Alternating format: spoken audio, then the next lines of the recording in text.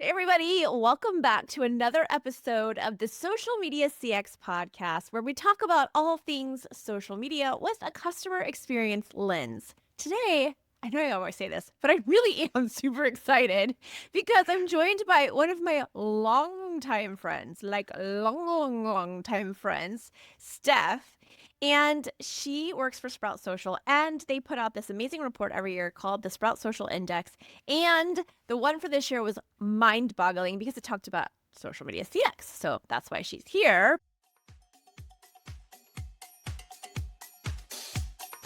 Welcome to the Social Media CX podcast, where social media meets customer experience and where all fires, no rainbows is the current reality for most brands. I'm Brooke Sellis, CEO of B Squared Media, and I'm on a mission to change that. Social media can be the MVP of your CX strategy, and I'm here to show you how. Each week, we'll tackle the challenges of social care head-on with candid interviews, real-world case studies, and actionable advice to turn your social channels into loyalty-building, revenue-driving dopamine machines. Whether you're managing customer complaints, trying to engage meaningfully, or just tired of missing DMs, this podcast is your guide to putting out the fires and building the rainbows.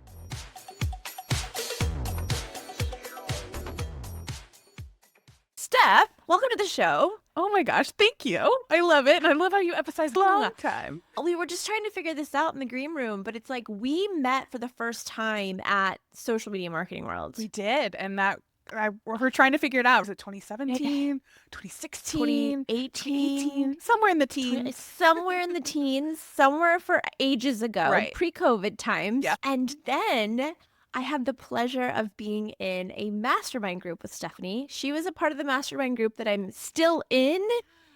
And Andy Christina took your place. Yes. And we still miss you and talk about you all the time. Oh, I miss you all so much. I actually was just talking to Andy last week. My husband got to go to Andy's content jam Yes. last Okay. week. So we were talking about all the small circles and we were talking about the mastermind group and nothing but fondness, and miss all of you. Oh, yes. He's great. You're great. And I really think the index is something that everybody needs to read because the theme is social media isn't just a brand megaphone. And a lot of us know that. That's nothing new. But I think what is new and what a lot of brands still don't understand is that social media is now the customer experience, right? So are you using social media with a customer experience lens?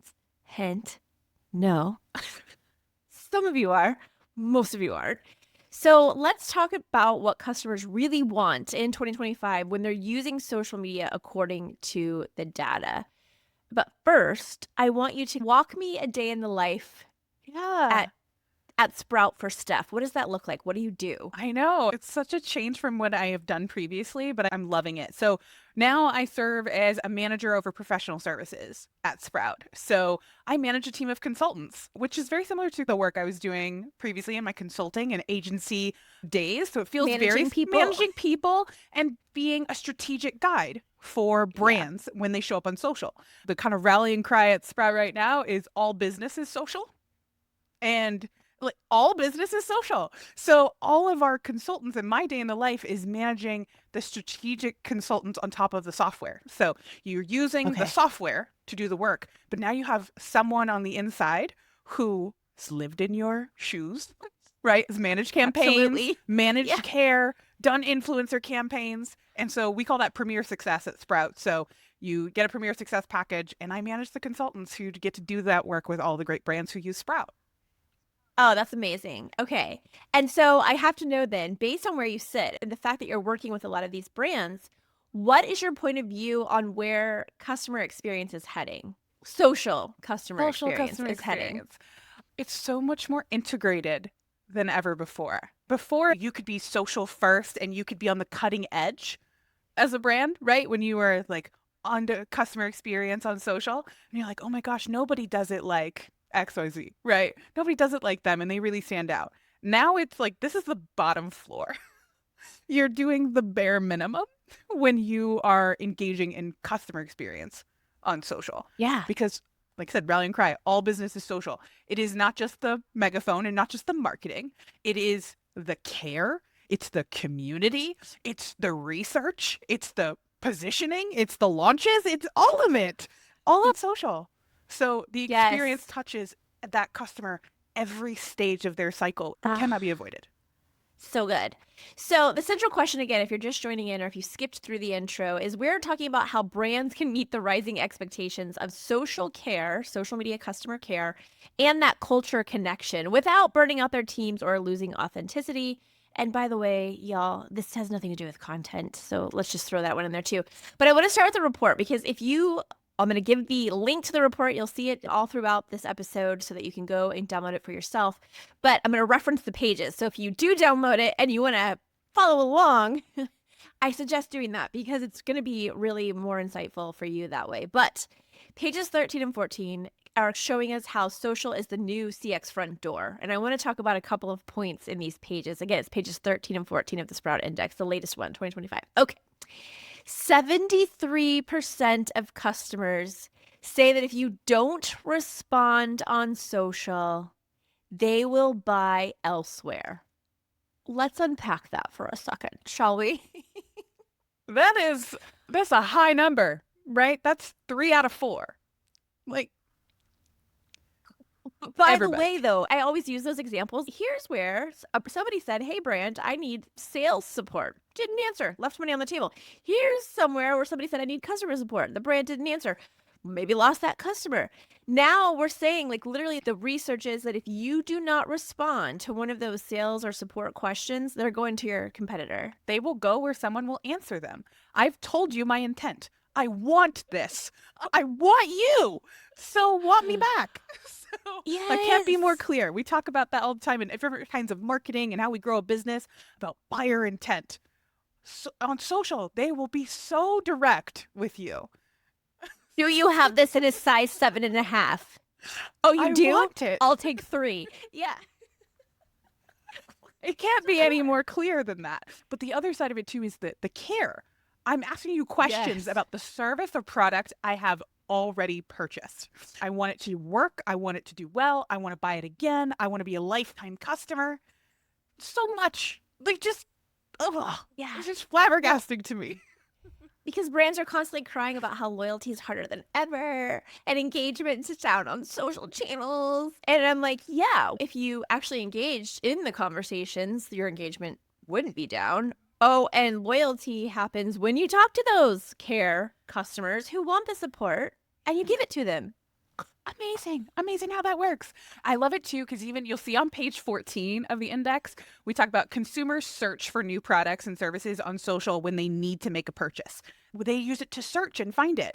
And it's at every stage of the buying journey too. It's not just, I need to find this immediately. It's, I'm researching and I want to find something to buy in the next month. It's also in the next 3 to 6 months. It's not just an opportunity for like a retail, right? A B2C brand where it's like quick interchange and buy it and gone.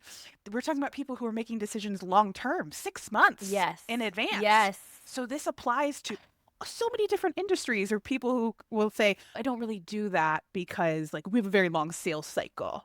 So it takes a long time. I don't really need social. People don't really do that. I'm like, but they do. Wrong. They do, and they say it to your face. Yes. And I'm here to attest. Like, I realize some of you may be watching or listening and be like, oh, she's part of Sprout Social, the tool that does social care. She's supposed to say that. Okay, fine. But I literally have a business that has social care clients who are both B2B, B2C, B2B to B2C in all kinds of industries. And truly, here's the case in point, I guess. If this should hit home for you. These clients have been with us for 6 years or more, or sorry, anywhere from 0 to 6 years, and not one of them has churned. We have not had churn in 6 years with our customer care clients. That's how valuable social media, CX, and social care is, and how much it changes the game when you put it in that lens, right? Absolutely. Absolutely it does. When we think about the care customers that we're supporting at Sprout, and yes, we are like, obviously we get deep into customer care. That's what our software like enables you to be able to do. But it is across so many types of industries. And I think about just my team and who they're working with in Premier Success. We've got government, right? We have nonprofit. We have retail and lifestyle and oh my gosh, we were talking about entertainment and hospitality and healthcare. Yes.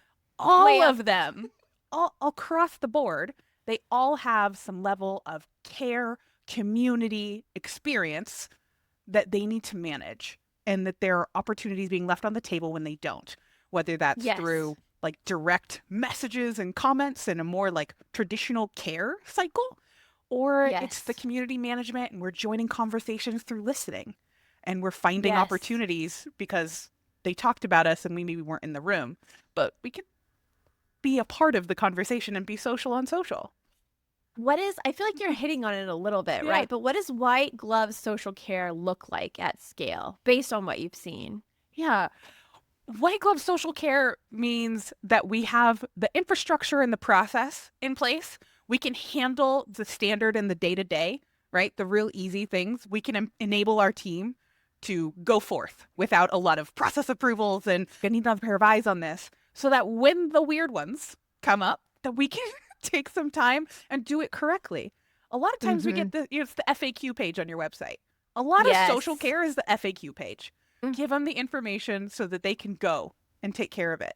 So that when someone does need real deep care at scale, that looks like allowing us to prioritize the information. Yes.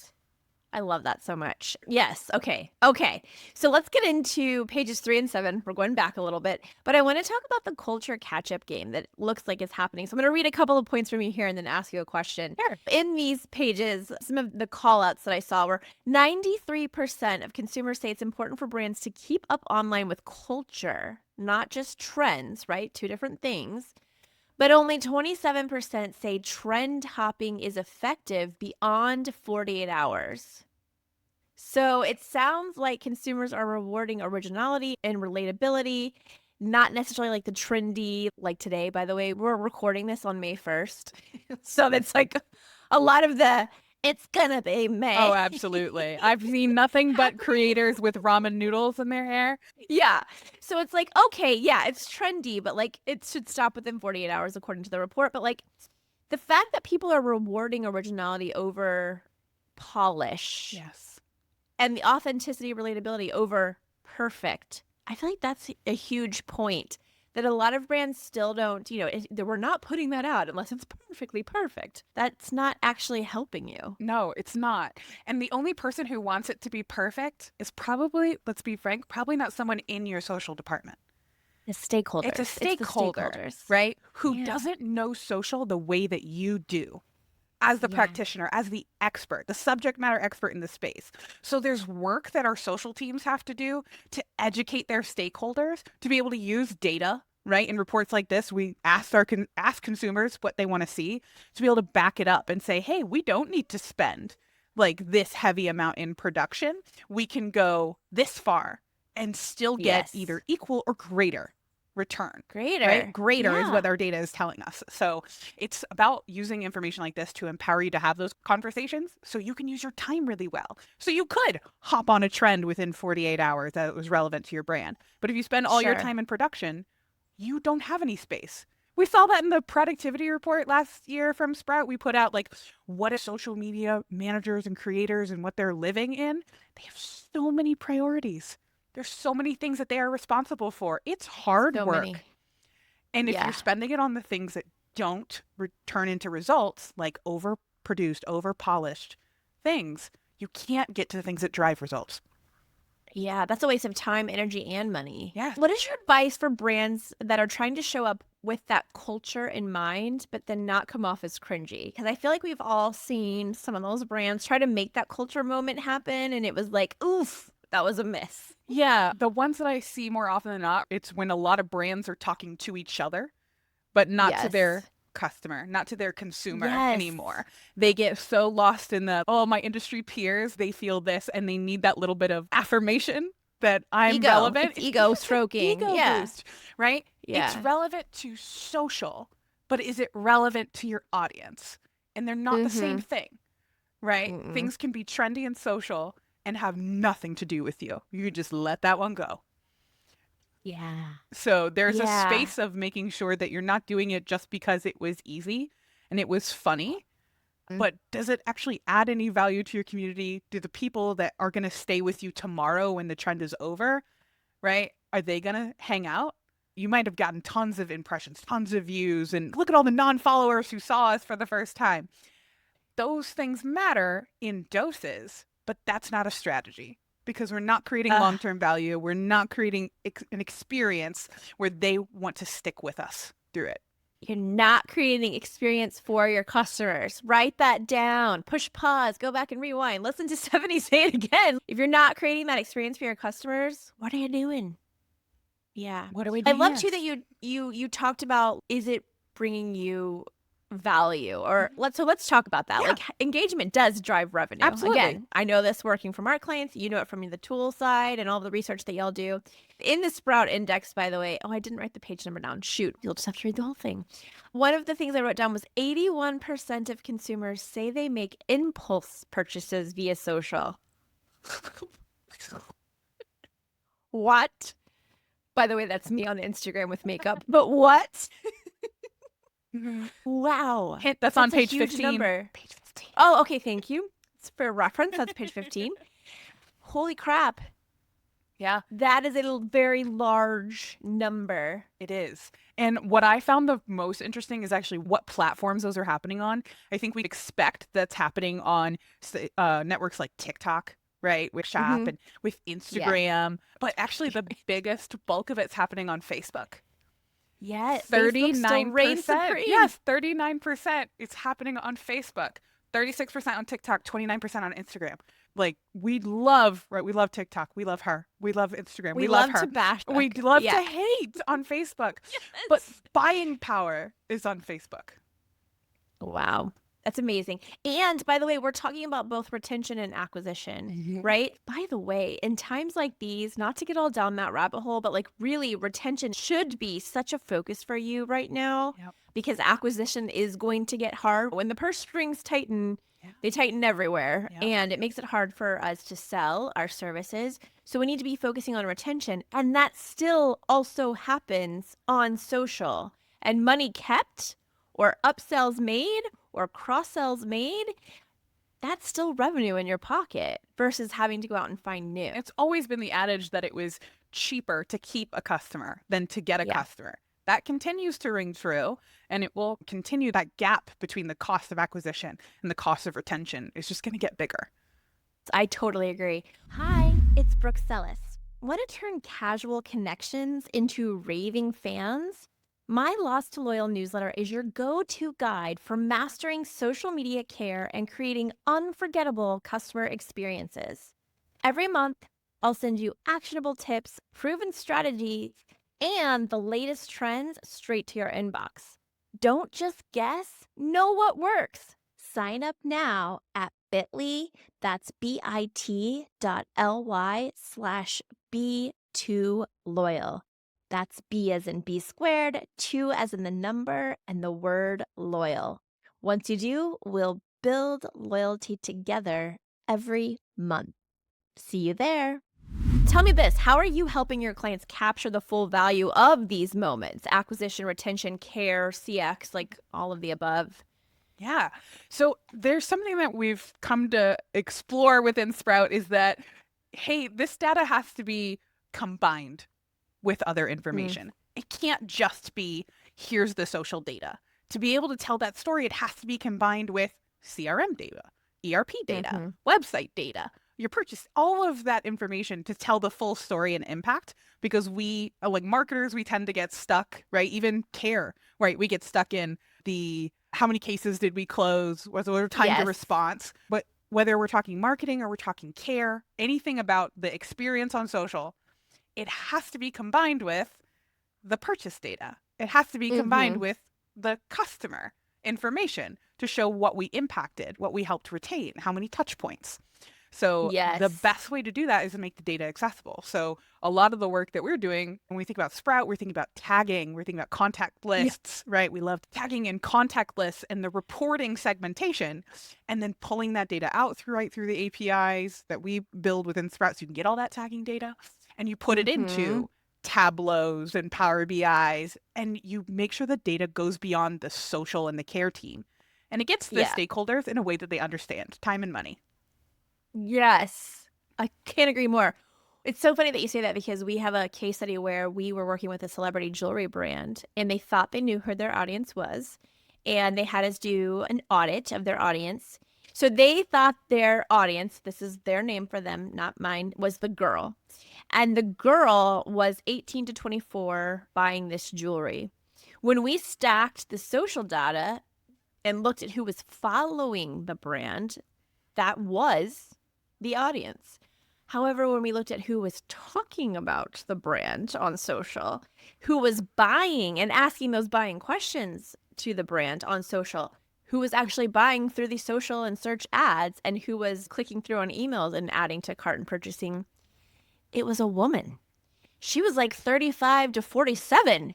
And they were talking to their audience and all of their messaging like she was this young woman, and she wasn't. So I just think it's so important to think about data holistically. Like, obviously, I love social. I'm a huge proponent for it, but you got to look in other places to tell the full story. Absolutely right. The data has to be combined. It can't just live here. The social data can inform other decisions, and it's part of a toolkit of information. But like you found, right, through working with your customer, just because that's what you're doing doesn't mean that's where the revenue is. So there are changes that we can make. And we don't want to alienate the girl, right? We love her. Sure. She's going to grow up. But we got to mix up our messaging a little bit to the woman who is making those purchases. Yes. And I also think it's another proof point around followers, right? We still put too much stock into followers. And I'm telling you, it's actually like the buying audience within that group. And by the way, some of that buying audience, they're still not your followers. So quit it with followers already. God, stop it. There you go. Tell them. You tell them, Brooke. I will.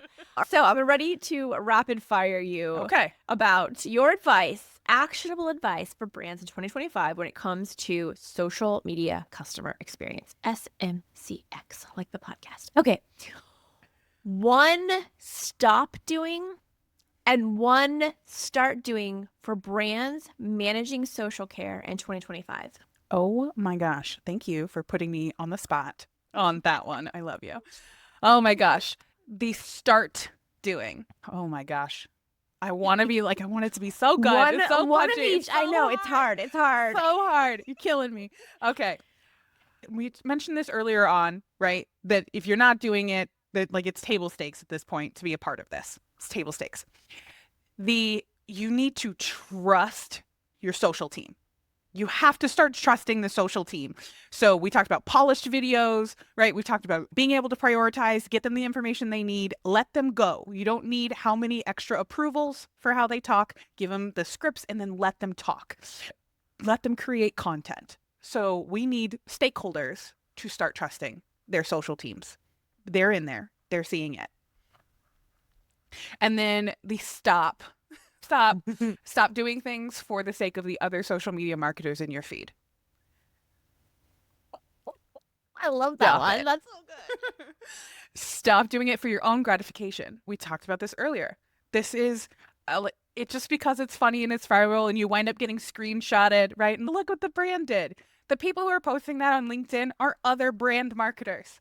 You don't see people talking about that who are consumers and purchasers. What they do like seeing is when you show up in their video, in their comments. Don't talk to each other as brands. Talk to the consumer. The best things we see are when a brand shows up in the TikTok comments, right, on a viral video with something relevant and that they belong there. So we think about things like the Stanley Cup, right, fire, right, piece. Was it Patagonia with the coat on top of the mountain? Right? The rain jacket. Yes. Right? Yeah. So many of these opportunities where this came from a consumer, right? You listened to conversations happening and you joined it, right? You didn't talk to another brand. Talk to the people. Yes. 1,000,000 times yes. Okay. How do you know if your brand is actually listening on social? I know the answer. That's why I'm making that face. I love it so much. Oh my gosh. Do you talk to people who only tag you? Or do you talk to people who talk about you? Oh, gosh. I think I'm only talking to the people that, when it comes to my inbox, that's what I do. Isn't that social listening? Right. the inbox, that's community management, right? That's Thank customer you. care. But Okay. social listening is about being a part of social with relevant conversations. So we think about, like, obviously at Sprout, we have social listening tools. There's a lot of ones out there, but it allows you to see conversations happening through things that are relevant. When we think about companies like GoPro, their products get talked about everywhere. They're all over the place Yeah. in so many different industries, but people don't tag or hashtag GoPro in everything. But I can find conversations about GoPro through a social listening tool. Oh, Out, yes, you right, can. and then GoPro can join the conversation. Here's That's what it looks social like when you're listening. not using social listening, by the way. I use this example all the time in my courses and emails and Yeah. blogs. Someone with Epson on Twitter, X, whatever, on Twitter said, Epson, I'm so mad. I'm always having trouble with your ink, blah, blah, blah, blah, blah, blah. Epson didn't respond. But guess who did? HP. HP came in and was like, oh, girl, that's terrible. No, let us help you out. Because guess what? Probably using social listening to listen to their competitor Absolutely. branded keywords, which is so freaking smart. When I was an agency owner, that was my move to get new customers. Is I would go to X, Twitter then, right? And everything is open and searchable, just what social listening is, following public conversation. And I would look for the people recently that complained about their business page on Facebook. That was how I found customers when I was a new agency owner 15 years ago. Was I would go and find people complaining about trying to use the tool and complaining on X about Facebook, and then respond and answer the question. That led to so many customers and so many referrals.